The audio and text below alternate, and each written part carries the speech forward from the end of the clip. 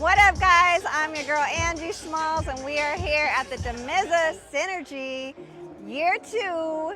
That's right, we're out here in West Hollywood. We got Magic behind the camera. Thank you so much for being here, Magic. He came up here all the way from Riverside.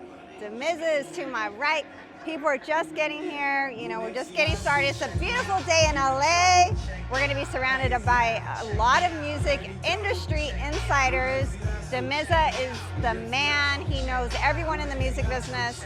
So if you didn't make it to last year, you should be here today. But go ahead and check out the rest of the video and you can see what happened. So, all right, let's go. Yo, we are getting active out here. SynerG Sessions 2025. We are a creative music group in beautiful downtown Hollywood. And I'm going to go get my panel on and then my bar on. Thank you. Oh man, we just gotta keep doing this. But it's everybody, man. But like, the game is changing so much, and this AI shit is scary good. What do you like? I haven't had a chance to ask you about it. Like the truth? Yeah. What do we think of AI? Like it sounds great, bro. Like what we're really gonna have to have humans go. We can't, because if we're saying I sold this and that's not it, and networks. And labels. I've been in labels. I've been down on the TV side. They care about cost. Oh my God! I didn't even think about the impact on right. So if I can create these records really cheaply and they sound just as good, why am I not going to use them? So if you're a network or if you're a label, earn for your subscribers. If we can't get paid when it comes to royalties, then let's find another motherfucking way. Do you know what I mean? Yeah. And that's why I like Coda, is because they're finding ways to monetize for us. And what they roll out with the touring and the merch and all of that kind of stuff, when you see how it works and is integrated, we'll have a lot more power to earn more. And that's kind of my little shtick. Have a nice day. Yeah, and I'm done. Good night, everybody. Kids on the union. Do I? How do you plan to get the kids on the union? On the what? that's my assistant right there. That's Alicia. I think it's going to be look, the way that the world is going right now. I mean, look for instance with the Charlie Kirk thing. Why was he such a threat to someone? Because he had the young people. And right now, young people are waking up. These young artists are asking questions like, why doesn't my shit sound like that? Why am I not writing songs and just staying in the box? Do you know what I'm saying? Like, the young people are the ones that are driving the questions now. Do you know what I mean? And now more than ever, look, there was a generation, about a 10, 15-year period where we lost all mentors. There were no mentors because all of a sudden you're inside the box. You know what I'm saying? We're still here. Well, we're getting there. But you're inside the box, and then we had COVID, where everybody's like trying to find ways of only being there for themselves and relying on themselves, but they're not getting no game. How many of you in the audience are using AI to create music? Raise your hand. No, you're lying. I know that's a lie. All right. Well, I'll tell you one thing, Damizza. I have not been in a session in the last 12 months that AI was not used. There's not been a session that I've been in that somebody wasn't using AI to send a chorus, to come up with a beat, to write some lyrics, to figure out what some different melody versions could look like, to try different styles of production across some chord changes. AI is being used and is omnipresent in the creative process right now, at least at the highest levels.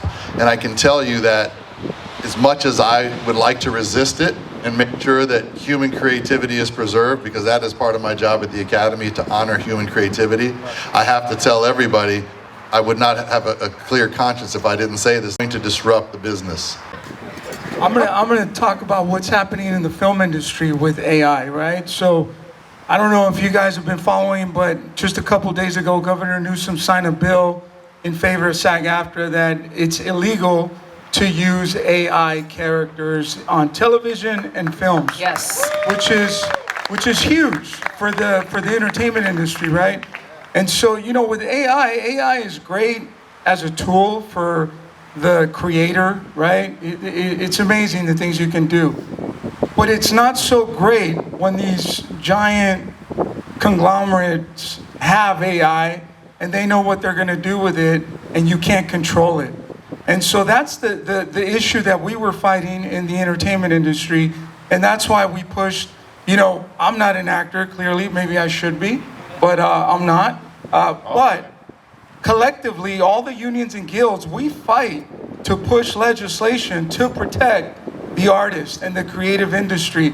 And that's what you guys need to focus on. I know Harvey was working on the tax credits, right? We worked on that. I worked on that for months. But getting back to the AI thing, it's really critical that you try to stay ahead of it, because what we noticed in the film industry and the movie industry is that the producers know what they're going to do 2 years in advance. They know what's coming out. I mean, we don't have access to that stuff. So it's almost like we're fighting a battle that we're already 2 steps behind, right? And so that's where you guys need to think about, where is this AI going to go? How is it going to affect me? Is it going to affect my wallet? Because it probably will. How is it going to affect my creativity, my likeness? Where is it going to be used? Can we protect that? And that's something that the entertainment industry on that side, we've been very focused on to make sure that AI doesn't get too far ahead and we can't control the shit. And then it's just everybody's out of work and we don't have anywhere to go to. I mean, if they start making these movies with AI, that'll put hundreds, I'm talking hundreds of thousands of people out of work. And you know what will happen if that, California we'll be dead in the water. And that, it'll be like that industry when the automotive industry left Detroit. It never went back. It never went back.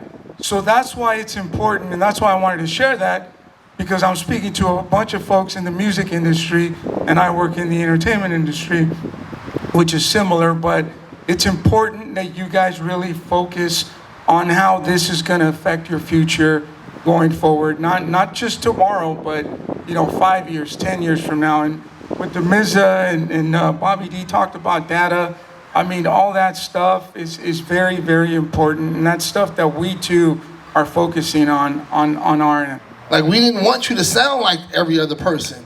Now it just feels like, and I'm not trying to put anybody down, but a lot of this shit sounds the same. And I honestly feel like a lot of that has to do with people going off of data instead of artist development. That's exactly right. Finding it.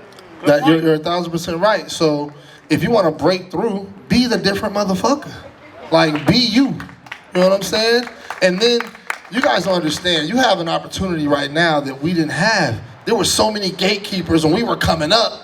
You had to get into this huge studio and do all these things, and getting a song on TV or in a movie or any of that shit was like impossible to do. We have more black shows and urban shows right now, so there's so many more opportunities. Lizzo was found by a Sync record.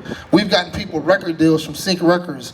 There's so many more opportunities to get your shit heard now than ever before. So make the best shit that is your authentic shit and get it to everybody. Get it to everybody, and then get to work. And Tank, how do you get into syncs? Like, a lot of people have asked me that. How do you submit? Like, where do you see it? All right, so when I first started, my publisher couldn't get, like, I had Neo, I had Janae Aiko. I couldn't get a fucking record placed for nothing. And I thought that was crazy. So when I became a supervisor, I started going to publishing companies myself, because none of them hit me. Like, they would hit me about a Harvey record, No Air or something like that. Harvey's got so many smashes, I don't even want to start. But they would hit me about that. But the independent artists, your publisher wasn't doing that. So I started to go to publishers and say, give me all of your guys' catalog. Like the records that haven't been placed, because they're still really good records. You might do 4,000 records for a Beyonce project for 3 records to get placed. Give me the rest of those records. So as a supervisor, I started to do that. And then my show's music started doing really well. What I decided to do after that was be more active. So I started going into studios and doing things like that. But my arms can only reach so far. I wasn't able to get to as many people as I wanted to, so I started a podcast.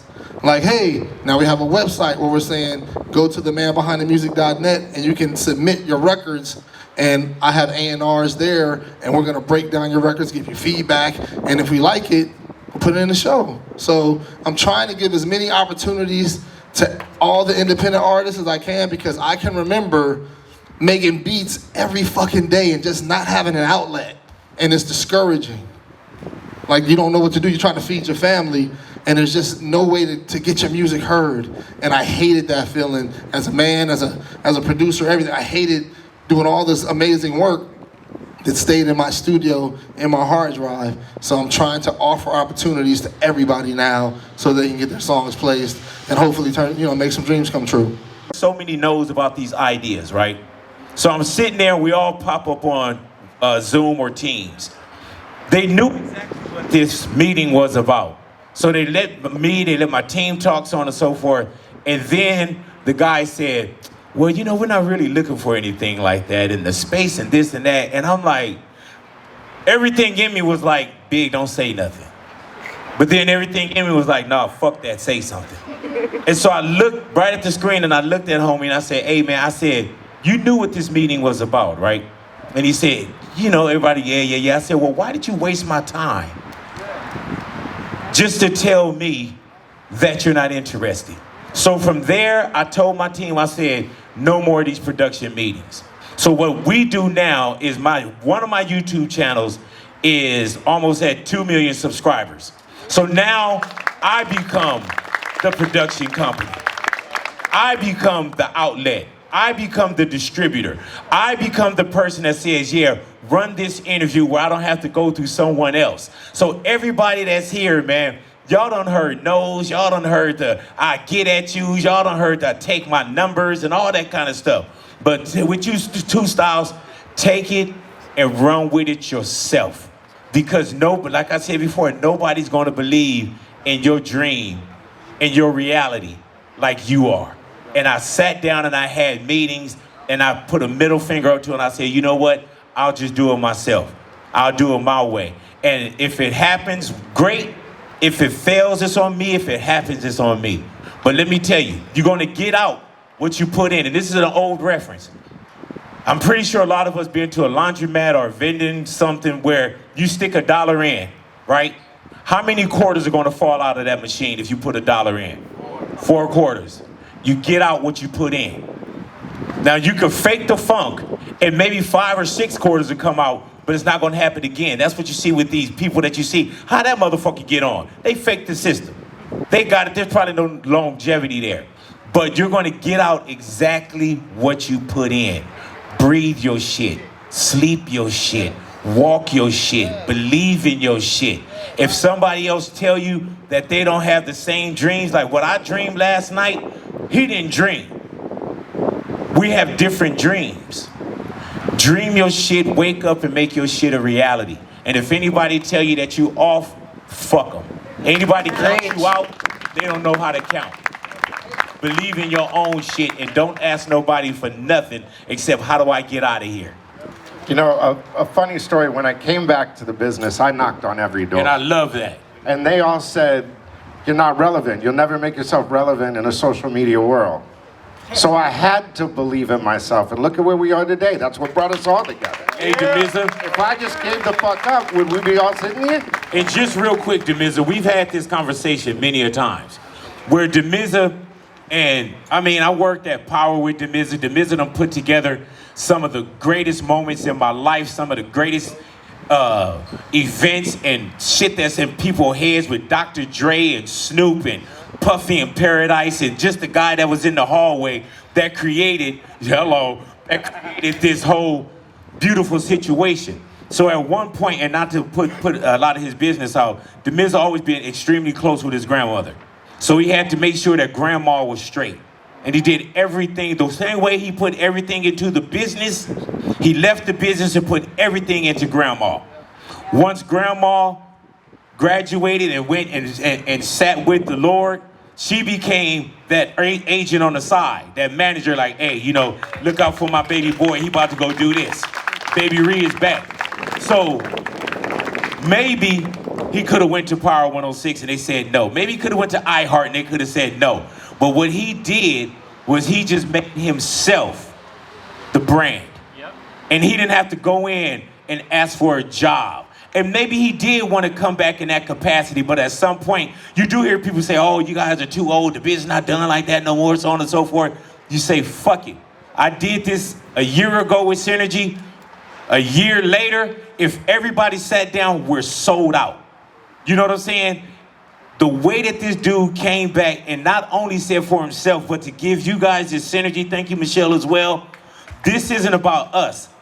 This is about all of us. The I, not the I in me, but the us and we. And that's exactly why this dude came back, and I fuck with you for that. Let's go, D. And I thank you for that. Yeah. That's perfect timing right there. And he got us out here in the sun and shit. A very special round of applause to Damizza. I was fortunate enough to be invited to SynerG Marketing 1 by Power Talent Agency. And so I just want to thank every single person that's here, especially this man, because he's the one that made it happen. And thank you to Latin Affiliated. I got a big question right now. For one, my stage name is Professor Magic with a J, and I will be the first recording artist to sell 1 million records out of the state of Arizona. Mark my words, you heard me. Come on now. Secondly, so this is my question to y'all. Thank you everyone for your attention. As an artist who is anti-auto-tune and anti-AI for any type of creation with my music, I write all of my songs, I've written over 100 of them. I don't believe in using any type of artificial intelligence in my creation process whatsoever. So as a person who doesn't affiliate himself with an artificial form of himself, how does an artist who owns his trademark, who's been offered a $500,000 recording deal, protect himself from these entities? How do I protect myself against AI and my voice being used and my presence and my image being replicated? I know he touched on a couple of different things, but from a standpoint of a person, I mean, I guess a hypothetical, if Michael Jackson was in control of every single thing that he was doing, which at the end point of his career he was, how does one take a stance now against all these entities and protecting yourself without being duplicated? I don't think we have that answer. Study the game. You can't. Legally, you can't right now protect yourself, unfortunately. So obviously understanding the technology, figuring out how to compete against it if you're anti, how you're going to be better than what somebody else can create with it. But as far as your voice, right now legally, people can take it and manipulate it and do things with it that you might not agree with. I think that's horribly wrong, and that's why we fight the fights that we fight to protect creators and protect human voice. Also, is Magic, was it Magic? Yes, sir. Magic. Also, I would also say, man, that be careful on your statements too. And the reason why I say that is because when you say, I would never, and then the one moment you do possibly use something, you're gonna look like they're gonna hold you accountable for what you said, either today, 5 years ago, whatever it may be. I'm young enough as far as, well, I usually say young enough, but I'm old enough to know that there's some things that I said 5 years ago, 10 years ago, 15, 20, 25 years ago, that I don't feel the same today. So if something comes your way that help you creatively, and you can use it, but use it how you use it.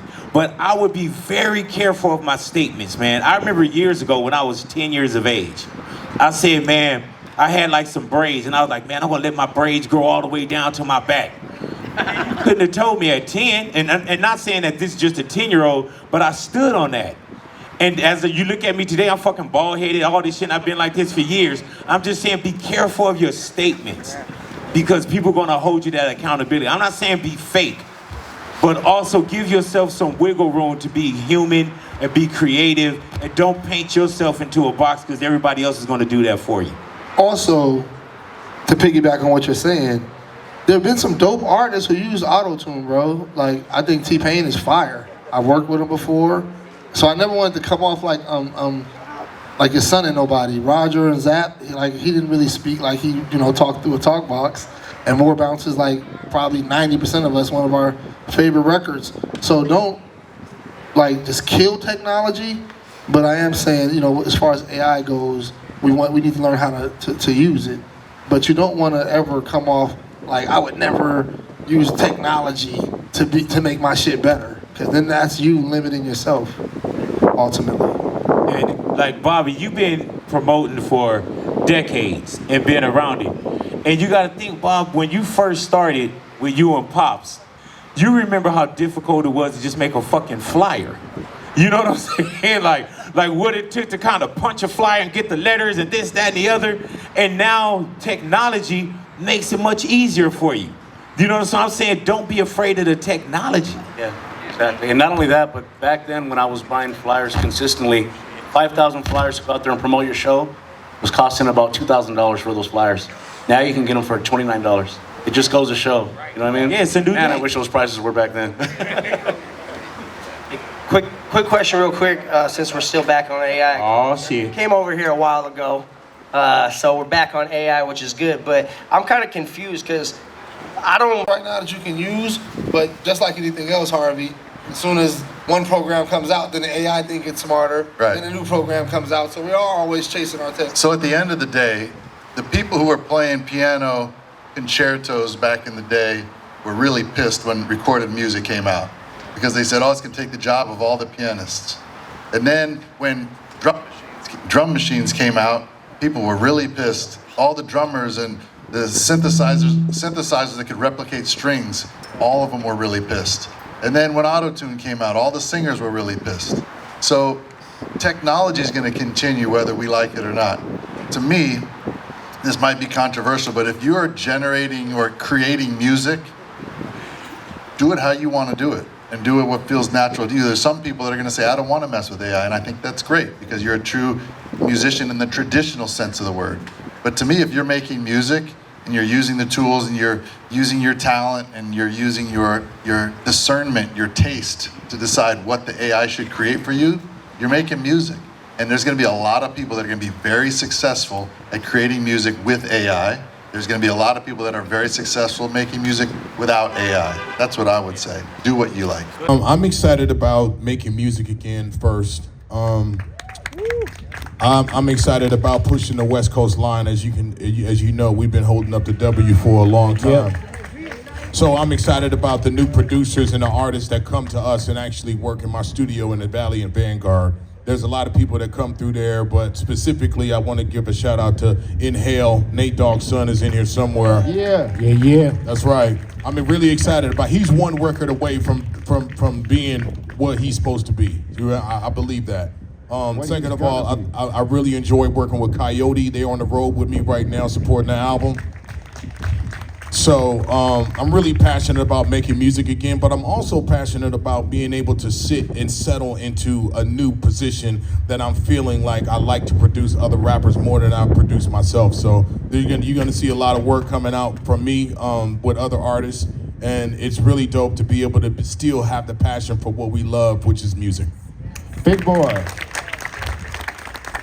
First off, I'm excited about my health. You know what I'm saying? Like, I can't do anything unless I take care of me first. And when you get on an airplane, the first thing that they tell you is secure your own mask before I could take care of my wife, my kids, so on and so forth. So with me and my health journey, I'm excited about that. You guys know at one point I weighed over 500 pounds. I'm still learning how to eat and exercise. I worked out today, I cold plunged. So I'm excited about life, and excited about health, and excited about this extension of this thing called life. And with that extension on the professional side, I'm excited about the new ventures that I have coming up. The way that we've got our production deals that's set up.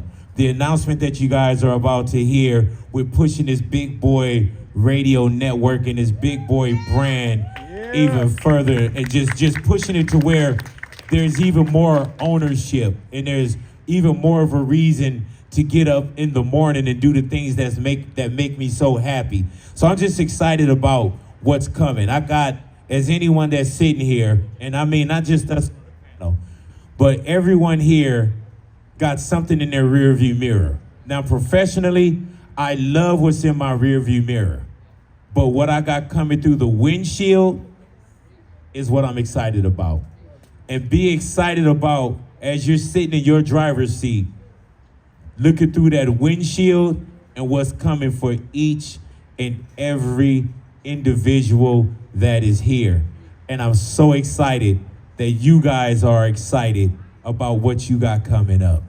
And I'm telling you, we will see you guys today, tomorrow, some point in the future, because in my career, I've had so many people that said, man, I'm gonna be on your show one day. And I tell them, I believe it. I'm gonna be Do on your you show believe one it? day, bro. Magic, I believe it. Because I've seen it happen before, and if it happened to them, why can't it happen to you? And that's what SynerG is. Mr. Big Tank, sir. I'm definitely excited. This was exciting, to be honestly. But I'm excited. We got Force coming out next month, so please tune in and watch Force.